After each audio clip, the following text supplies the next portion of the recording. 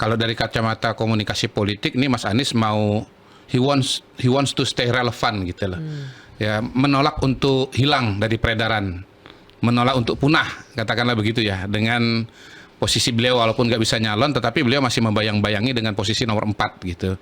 Walaupun nomornya nggak diambil gitu, tapi karena dia, ini kan buktinya kan dibahas pada hari ini.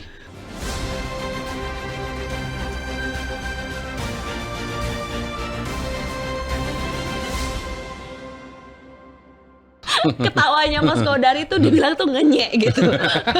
Terlalu lepas ketawanya Mas Kodari. Padahal memang ini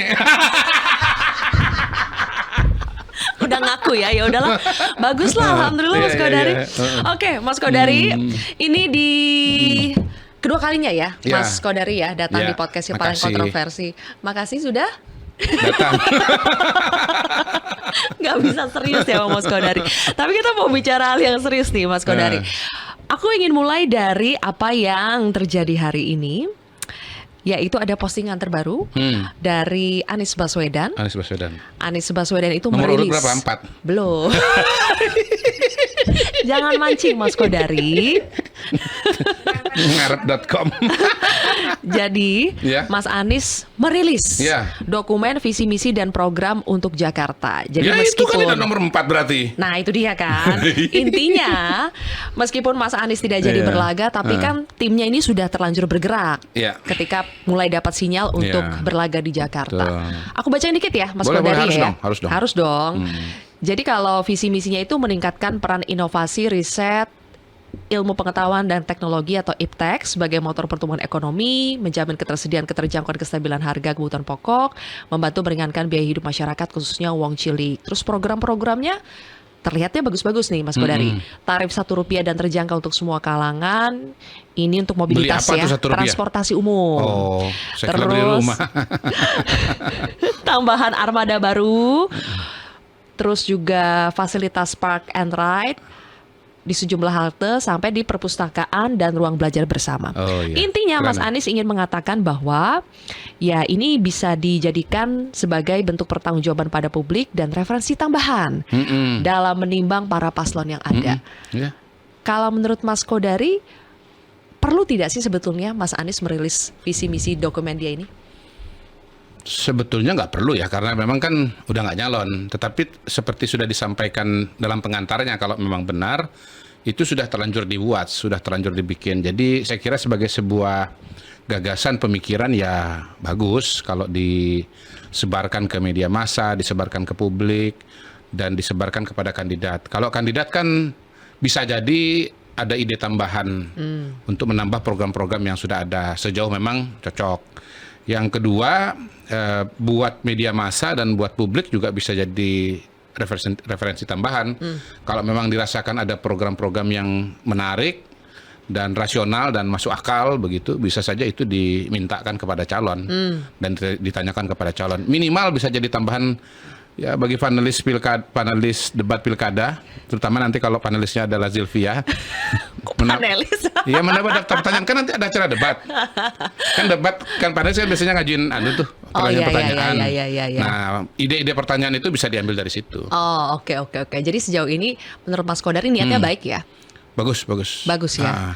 Sebelumnya kan Mas Anies juga memposting juga minggu ini juga soal supaya warga Jakarta itu tidak buru-buru menentukan pilihan antara 1, 2, dan 3. Minimal baca dulu visi misi program kerja mereka itu seperti apa.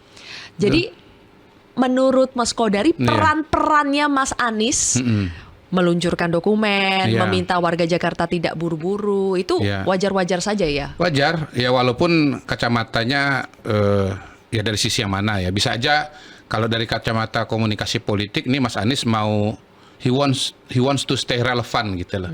Ya, menolak untuk hilang dari peredaran, menolak untuk punah, katakanlah begitu ya, dengan posisi beliau walaupun nggak bisa nyalon, tetapi beliau masih membayang-bayangi dengan posisi nomor 4 gitu. Walaupun nomornya nggak diambil gitu, tapi karena dia, ini kan buktinya kan dibahas pada hari ini. Buktinya dibahas pada hari ini, dan ya apakah kemudian nanti berujung kepada Mas Anies akan memainkan peran sebagai vote getter, katakanlah begitu, bisa saja.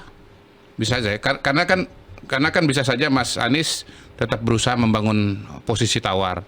Tetapi dalam konteks bahwa pilkada Jakarta ini adalah pilkada yang menarik dalam konteks nasional, maka Mas Anies kalau dia cawe-cawe dalam urusan tema-tema pilkada ini, baik dengan visi misi, baik dengan mengingatkan pemilih untuk tidak buru-buru gitu ya. Ya mungkin bahasanya akan lebih menarik kalau Mas Anies bilang ojo ke susu gitu. Nah itu bagus itu. Ojo ke susu. Itu bahasa Pak Jokowi, ojo ke susu. Oh bahasa Pak Jokowi ya. Bisa aja dipakai ojo ke susu.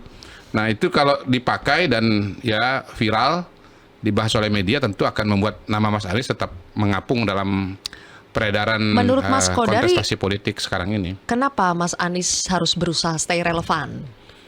Karena menurut saya Mas Anies masih punya agenda dan cita-cita yaitu politik ke depan. Ya kalau kita kaitkan dengan posisi beliau terakhir sebagai calon presiden, maka posisi yang akan beliau coba kejar lagi di masa yang akan datang adalah tetap menjadi sebagai calon presiden di tahun 2029 gitu. Memang akan jauh lebih sulit kalau tidak memiliki jabatan publik ya. Karena itu memang tidak jadi majunya Mas Anies di Pilkada Jakarta ini memang suatu pukulan bagi Mas Anies ya, pukulan telak tepatnya gitu ya bagi Mas Anies, karena dia kehilangan panggung yang sangat-sangat strategis untuk tetap ya berada pada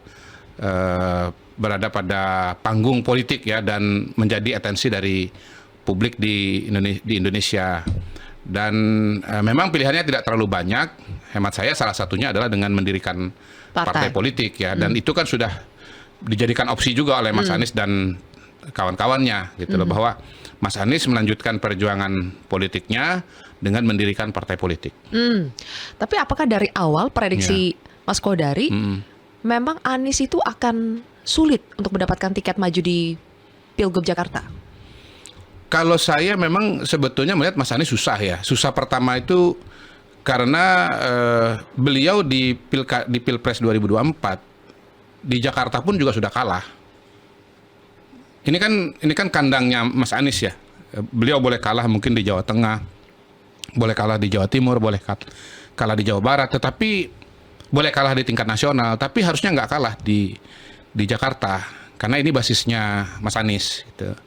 Jadi itu sebetulnya bagi elit politik suatu indikator bahwa Anies itu tidak kuat-kuat amat gitu loh. Buktinya bisa dikalahkan. Walaupun misalnya ada survei pilkada dia masih nomor 1, tetapi bahwasanya kemudian dia kalah di Pilpres itu juga satu indikator yang bisa dipakai. Dan dalam konteks Pilpres, sebelum pencoblosan pada tanggal 14 Februari 2024, awalnya Anies juga unggul, tapi kemudian tren suaranya terus menurun gitu.